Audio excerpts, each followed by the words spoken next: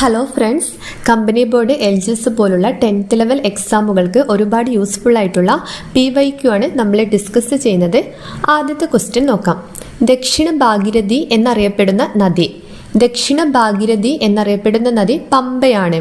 ദക്ഷിണ ഭാഗീരഥി എന്നറിയപ്പെടുന്ന നദി പമ്പ. കേരളത്തിൻ്റെ ഔദ്യോഗിക പക്ഷി. കേരളത്തിൻ്റെ ഔദ്യോഗിക പക്ഷി ഏതാണ്? മലമുഴക്കി വേഴാമ്പലാണ്. കേരളത്തിൻ്റെ ഔദ്യോഗിക പക്ഷി മലമുഴക്കി വേഴാമ്പലാണ്. ദേശീയ പക്ഷിയാണേത്? മയില്.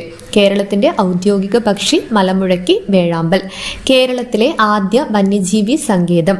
കേരളത്തിലെ ആദ്യ വന്യജീവി സങ്കേതം പെരിയാറാണ്. ഏത് ജില്ലയിലാണ്? ഇടുക്കി ജില്ലയിലാണ്.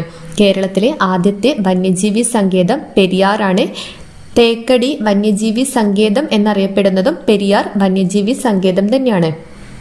അടുത്തത് കൊച്ചിയുടെ ശ്വാസകോശം എന്നറിയപ്പെടുന്ന പക്ഷി സങ്കേതം മംഗളവനം ആണ്.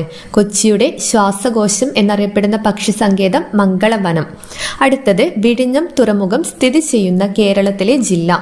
വിഴിഞ്ഞം തുറമുഖം സ്ഥിതി ചെയ്യുന്ന കേരളത്തിലെ ജില്ല തിരുവനന്തപുരമാണ്. താലൂക്ക് ചോദിച്ചാൽ നെയ്യാറ്റിൻകര താലൂക്കിലാണ്.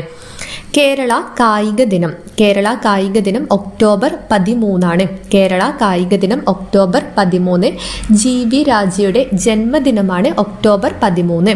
കേരള കായിക ദിനം ഒക്ടോബർ 13. കേരളത്തിലെ ആദ്യത്തെ ജലവൈദ്യുത പദ്ധതി പള്ളിവാസലാണ്. ഇടുക്കി ജില്ലയിലാണ് പള്ളിവാസൽ ജലവൈദ്യുത പദ്ധതി. കേരളത്തിലെ ആദ്യത്തെ ജലവൈദ്യുത പദ്ധതി പള്ളിവാസൽ ആണ്. Okay, thank you.